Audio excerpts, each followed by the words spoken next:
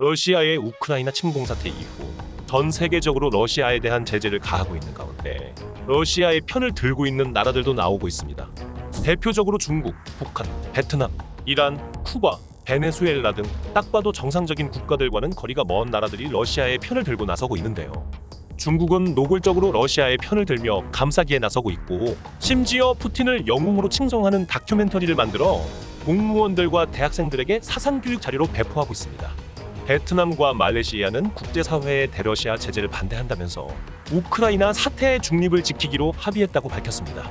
중립을 하겠다던 베트남은 중국과 마찬가지로 러시아와 깐부라고 해도 무방할 정도로 러시아의 편을 들고 있으며, 심지어 당민코이 주러시아 베트남 대사는 오히려 러시아에 대한 협력을 더더욱 끈끈이 갖고 나가자는 의견을 피력하기도 했죠. 심지어 최근 베트남은 러시아와 군사적인 협력을 추진할 계획마저 밝히고 있어 논란이 되고 있습니다.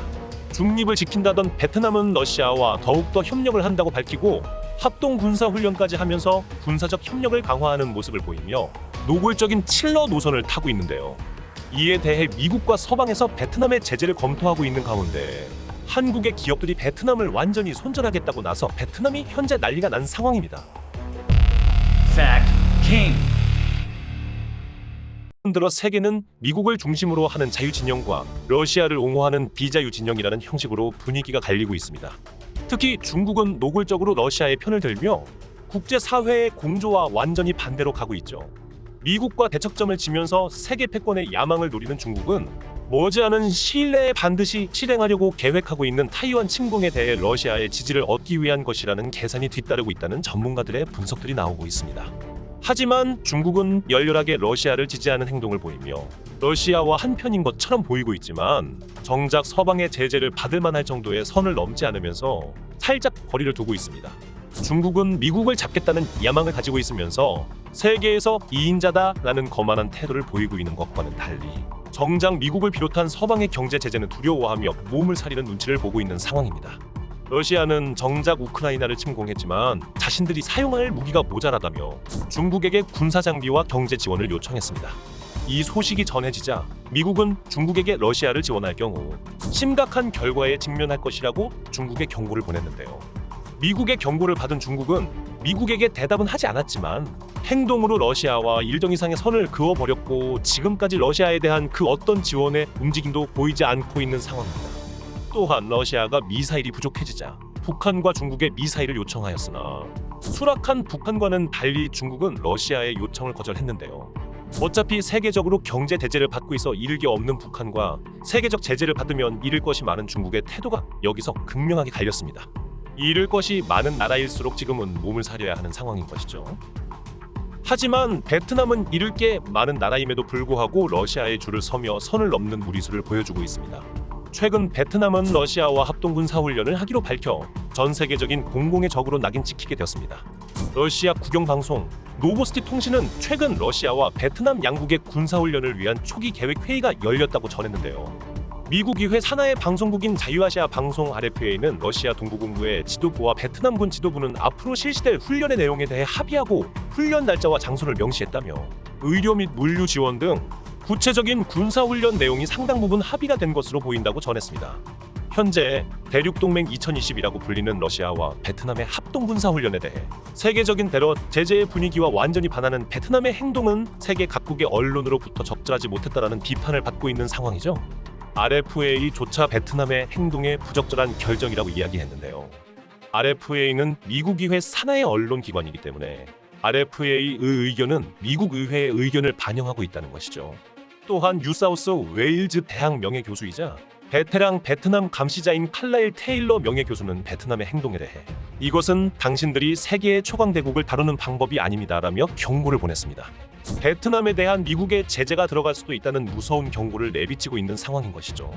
베트남의 경제는 대부분 외국 자본에 의지하고 있으며 그 때문에 잃을 게 많은 국가인 베트남은 원래라면 외교에 가장 많은 신경을 써야 하는 국가입니다. 하지만 최근에 베트남은 망조가 들었는지 외교에 큰 신경을 쓰고 있지 않는 것처럼 보이고 있습니다. 대표적으로 한국에 대한 태도가 그렇죠. 불과 몇 년 전까지만 해도 베트남과 한국의 관계는 그렇게 나쁘지 않았습니다. 삼성을 비롯한 한국 기업들의 베트남 진출로 지금까지 열악한 환경에서 저임금 노동만을 강요받던 베트남인들은 지금까지의 베트남의 직장들과는 차원이 다른 쾌적한 환경에서 근무를 할 수 있게 되었고 식사의 품질도 올라가게 되었습니다. 급여도 엄청나게 올라 베트남인들은 한국 기업에 취업하는 것이 제일 목표가 되었을 정도였습니다. 거기다 박항서 감독의 활약으로 베트남 축구대표팀은 지금까지 본 적 없는 성적을 냈고 베트남의 국민영웅 대접까지 받게 되었습니다. 하지만 베트남과 한국의 우호 관계는 그렇게 오래가지 못했죠. 한국에 대한 뒤통수는 베트남의 외교적 결례에서 시작이 되었습니다. 코로나 사태가 발생할 당시 베트남에 입국한 한국인들에게 아무 통보도 없이 격리를 시작하면서 발생하였습니다.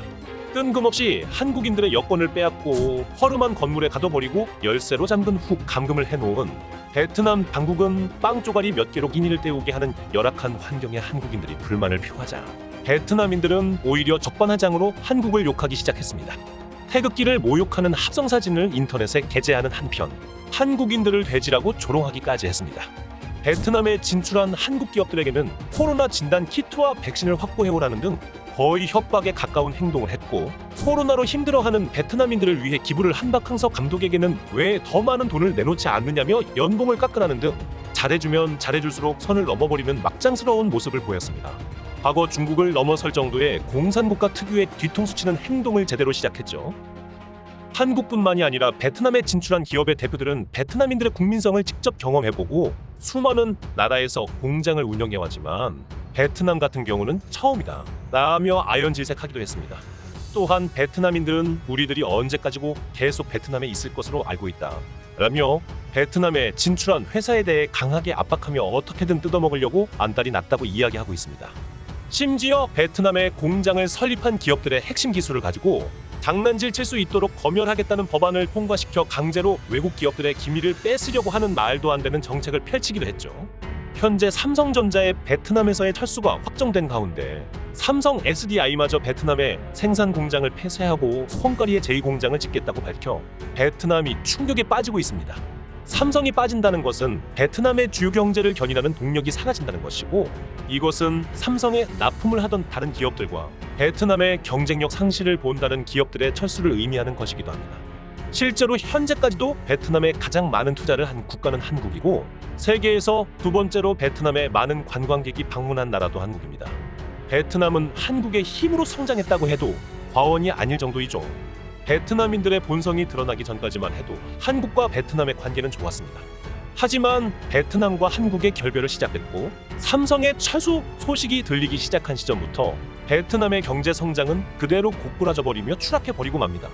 이런 심각한 상황에도 베트남인들은 혐한을 멈추지 않게 되었고 한국이 빠져나간 자리를 관광업으로 메꾸겠다는 판단을 하게 됩니다.